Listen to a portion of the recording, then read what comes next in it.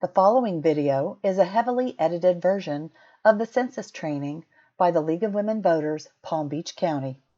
We're going to talk about new ways to respond. This census is by definition an unfamiliar event. It hasn't been done this way before. And we're hoping that you and your friends and the people that see this video are going to help us overcome the confusion and some of the resistance to the new census methodology that's being done this time for the first time in history. We want to try and, with your help, think about the questions that need to be asked and answered relative to the census. I would want to tell you right now that I would like anybody to interrupt this presentation at any time with a question. We want to stress privacy and confidentiality. It's a great, big, difficult issue in this census. It's right up front in the minds of everybody that's going to think about and respond to the census. But above all, as you can tell from your packets, we want to talk about what you can do. What's the census? According to the Constitution, it's a count of the entire US population. There's a lot of confusion about whether or not it's a count of citizens. It's not, it's never been. That's not what the documents say. It says that we want a count of every warm body in America as of April 1st. It's a snapshot of the population as it exists. It's the largest peacetime mobilization in America. There's nothing bigger than this. It's like going to war. It involves hundreds of thousands of people, billions of dollars, and guess what? Uncle Sam wants you. Every year there's a small sample of the population is asked to fill out a long-form census. It's the American Community Annual Survey. It takes a small slice of the population. But we've already discovered that people who have answered the American Community Survey think that they've answered the census for 2020, and they haven't. So when you run into people who said, no, I already answered, it's not true. There's going to be confusion about that. There's also going to be confusion about people who have gotten false censuses from not nice persons who are trying to get information from them. So anytime somebody tells you that they've answered the census before March 12th, which is the first date you can possibly do it, tell them no. Now, the latest number we have from the university study that we are using as the League, I'm not talking for any other organization, the latest study of the money that came into Florida, including things like tax breaks, but not every penny, was about $44 billion in 2016. Now, that money breaks down to about $2,100 per person per year. But that was 4 years ago.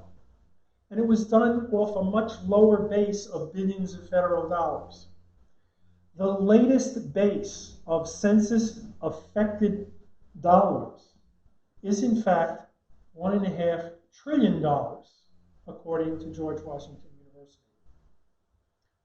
Now, we think that very conservatively talking, in the 2020s, that will amount to somewhere between $2,500 and $3,000 per person counted.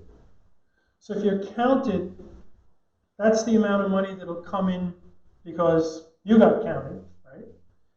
But if you're not counted, that's the amount of money that's not going to come in the 2020s. Think about it. In Florida, federal money coming in, some of which is being passed through to your jurisdictions, where the city or the county that you live in, is about 1/3 of the state budget in any annual year. So think about it.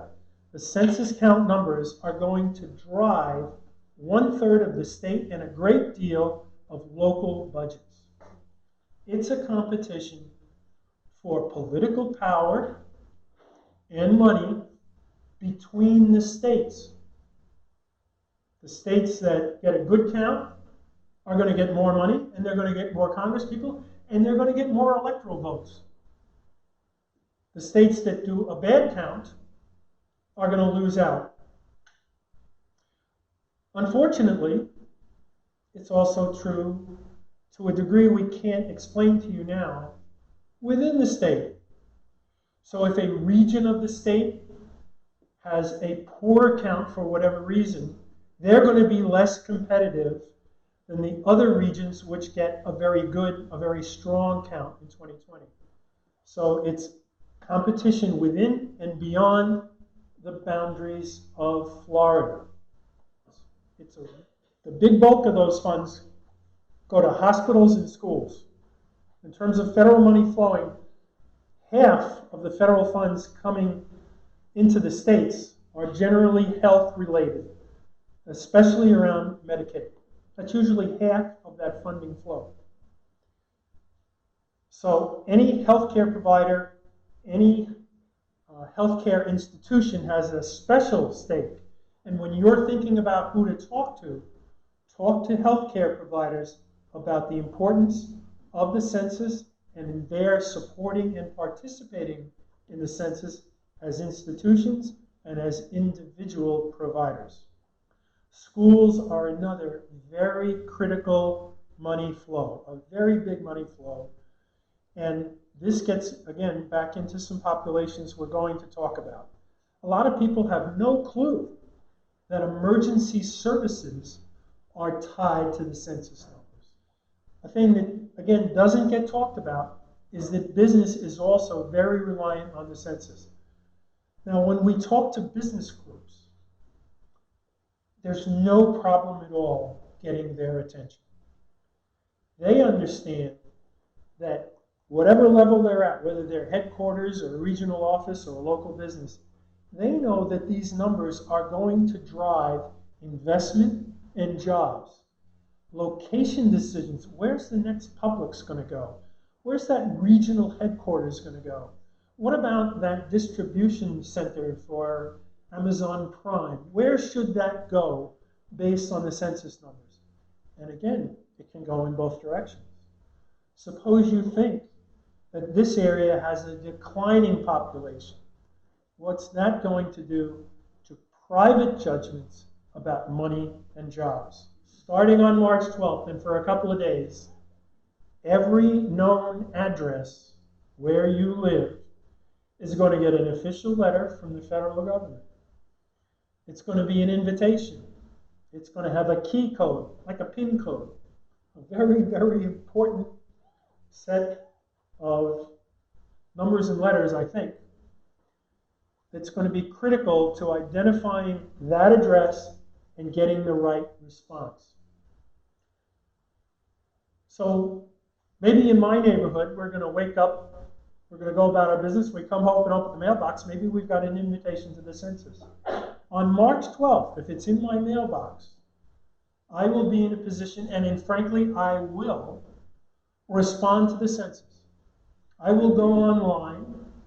I will tell them how many people are going to be in my house on April 1st. I know perfectly well how many people are going to be in my house on April 1st. And I'm going to get that into the database where it's going to be buried for the purposes of privacy and legality. I want my numbers in first. I want them in fast. And I don't want anything else happen. Now, one of the things I'm going to do to prepare for that entry, I'm going to use some of the information we're handing out tonight, the questionnaire. I'm going to know the questions that are going to be asked. I'm going to make a list from my house of those questions. And I'm going to be ready to make those entries. And I'm going to be going at it so that there'll be no opportunity for the program to shut down because I went and had a cup of coffee. To make the program work, you must put in a keystroke at least every 15 minutes. So I'm not going to dink around. It's probably going to take me 10 minutes to make my entries for my 4-person family.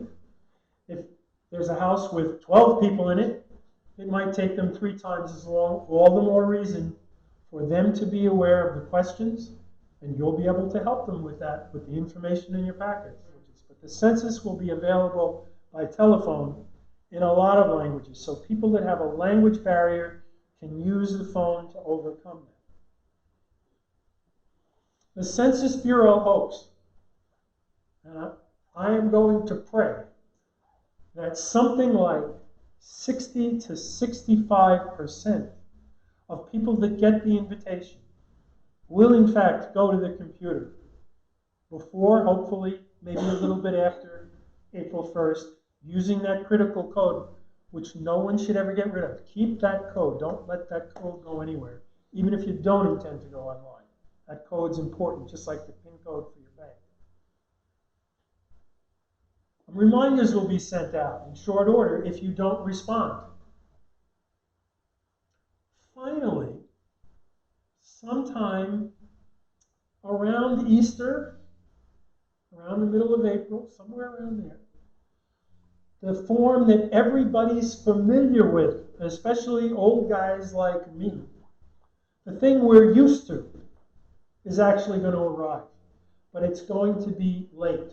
People like me, snowbirds, seasonal residents, who leave at the holidays, right after the holidays or right before the holidays, are probably going to miss that familiar mail response. That's a big disadvantage to Florida. We want you and everybody that sees this to be an advocate to fill it out and answer for Florida, because we have this big population that we have to provide services to, and we want to be able to capture as many of those people. On my block, there's a bunch of Canadians. They're going to be here on April 1st.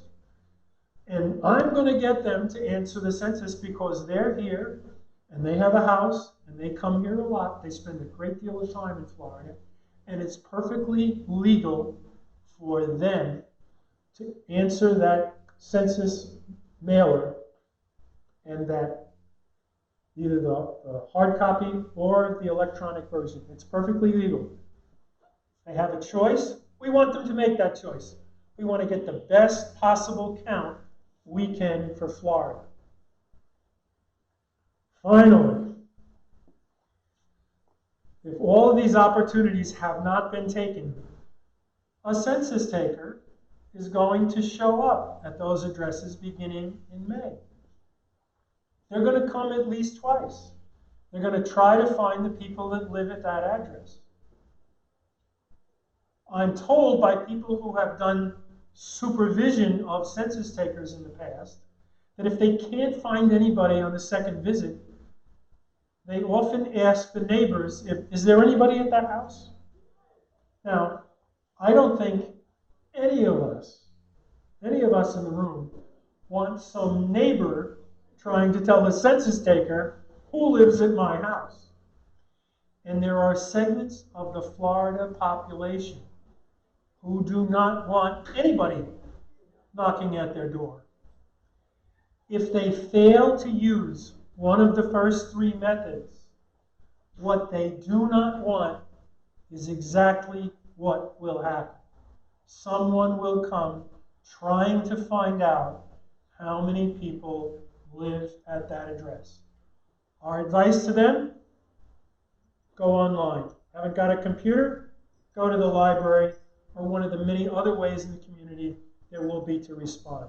There'll be computers at your apartment house. There might be computers that your employer makes available. Local schools are going to make computers available. The very safest way not to have somebody snooping around your address is to answer early and go online. And if you need a little help, it's okay. The folks at the library, the folks at the school, they'll be there to help. It's very straightforward. This is what they want, and you can see the document in your packet. These are the questions, all right? It's straightforward. Do you rent? Do you own? What's your date of birth? What's your name? The question has come up from some elected officials in the last few days. Well, what happens if I answer the census here and I go up to Connecticut and answer it again? If you put in the identical entry in 2 places, or you put in a phony entry, I put in my Italian name instead of my English name and a different birthday so I can get counted in both places, the computer will find me and it'll kick it back. It will know that I didn't tell the truth. And because you have sent your phone number, you'll get a call. We know you can't be in 2 places. You must be counted in the place where you were, where you choose to be where you choose to be counted on April 1st. There's a tremendous amount of confusion about citizenship. There have even been recent things in the paper that have raised new concerns about whether or not the federal government is trying to find out your citizenship. Okay? No, they're not. The Supreme Court said, sorry, Charlie, you cannot use the citizenship question. But it doesn't make any difference. The fear is out there in a lot of communities of immigrants, especially in Hispanic and Haitian communities. All right? The fact is, it's not there. You want to be safe, you want to be secure, you don't want to knock at the door, go to the computer, answer the questions, get behind the encryption wall, it'll be okay. The information isn't going to the Homeowners Association, and it's not going to the city. It's going to the census, and it's going to be buried for 72 years. Answer the census. Don't worry about that. If one of the people doing the census tries to tamper with this, they face jail and a huge fine. It will not be worth it for them to say that I actually had 7 people living in my house when only 6 were allowed. They'll never know because I'm going online and I'm getting in first. Please be aware of fraud. It's already happening. Be alert. Use these things we talked about. What you're going to get in the mail is not a PIN code. It's like it, but it's really a key code. That's the word. Hold on to your key code. It's unique to that address. There already are false census questions out there.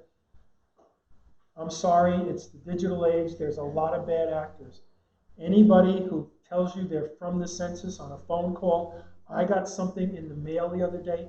Boy, did it look official. It looked like it was from my bank. It wasn't.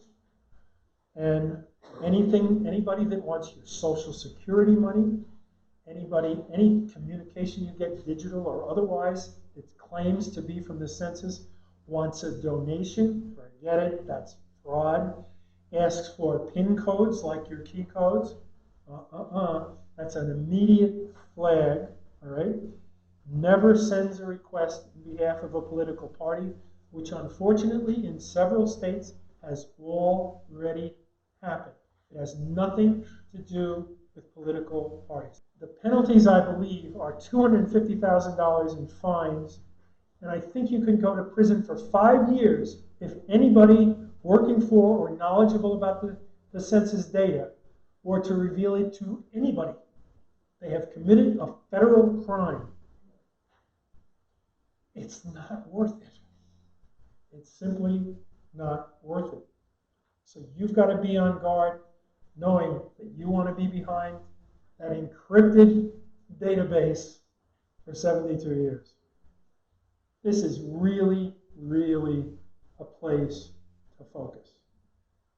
When I went to Tallahassee and I started talking to the people in our legislators' offices, and I sat down with the chief of staff or whoever in the office, I said, well, here's what's going to happen. The census is going to start, it's going to be electronic, and they want you to respond by computer starting on March 12th.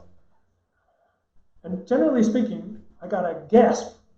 Wait a minute. The seniors in my district aren't going to do that.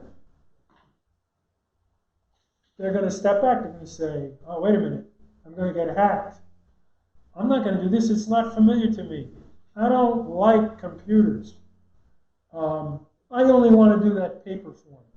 So this is an honest-to-God response from knowledgeable, civically involved Floridians They know that seniors are a serious problem. Almost nobody thinks about young children not getting counted. But this is a historic undercount for reasons nobody understands. Parents keep filling out and responding to the census, and they don't count the younger children, especially the children that are not yet in school. But hey, remember the money we talked about? Those kids are going to be in that school in 2 or 3 years. The question is, will the funding be there to pay for them or not? Will the money for your kids have to be shared for the kids with the kids who were not reported? Very, very important. So you have to think about how are we going to remind parents. We're going to talk about this in a minute to be sure. But the Census Bureau knows that those mobile renters are really hard to count.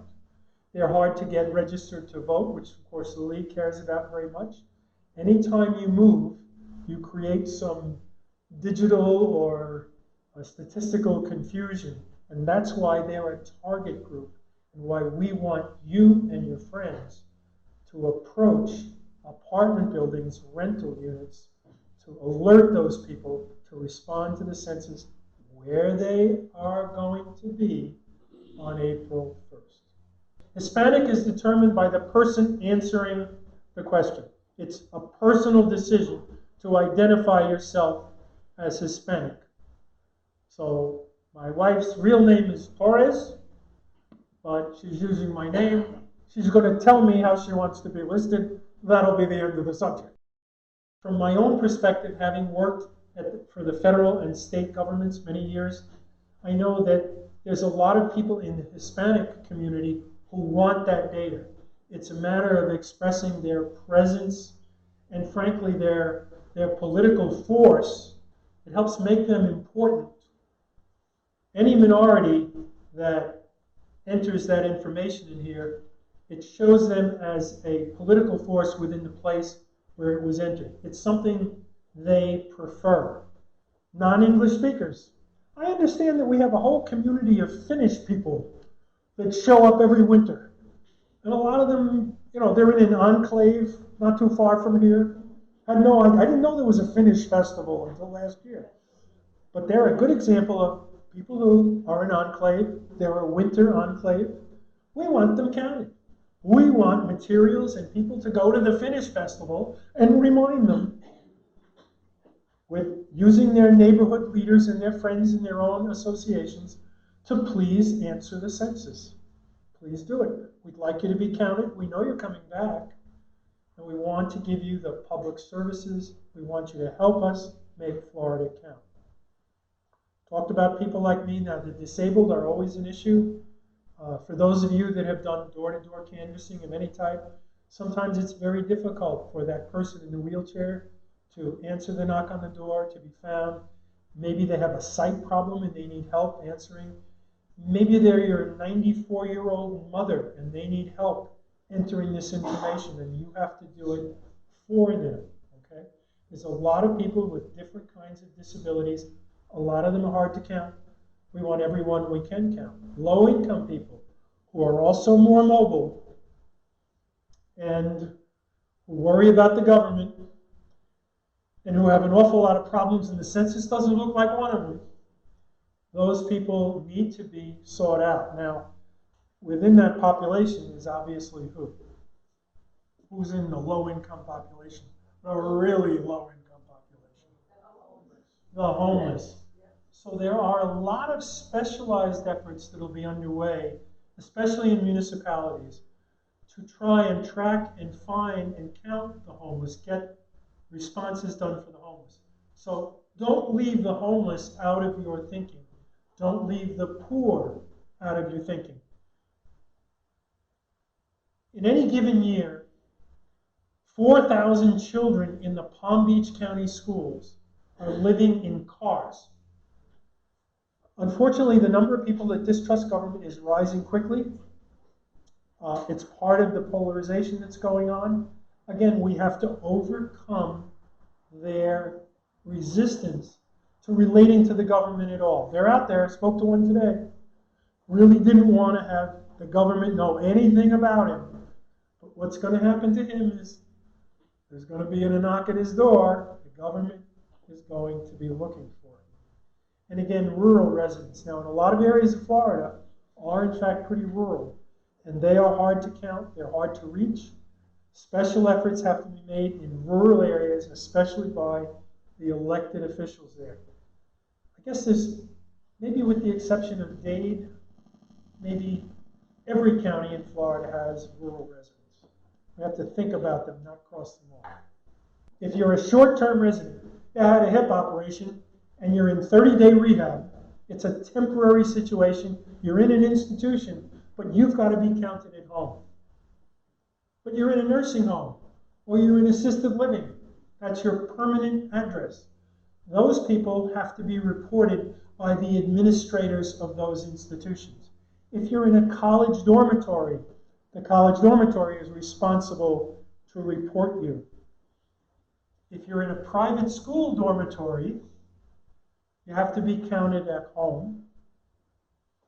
If you're like I used to be, if you're overseas on a government assignment, your agency makes arrangements to count you as overseas assigned, whether you're military or civilian. If you're in private business like my brother and you're overseas, you don't belong.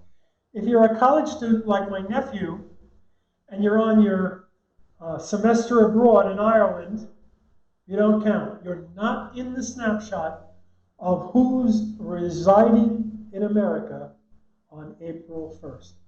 You get into a lot of questions here, but just understand that if you're institutionalized in a prison, in a health facility, and it's long-term, that's administratively taken care of. You don't have to get into all the weeds. There's actually 6 pages of guidance about this. It gets kind of complicated. I've given you the main things you need to know. Why are we telling you all this? Because we want you to help.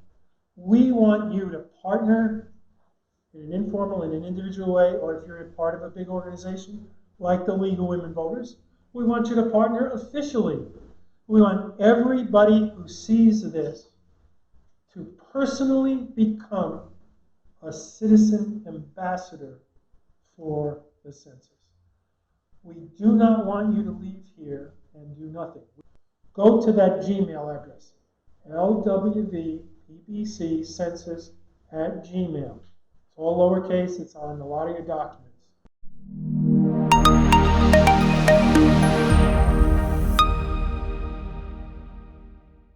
For more information about the 2020 census, see the notes below this video for lots of helpful links.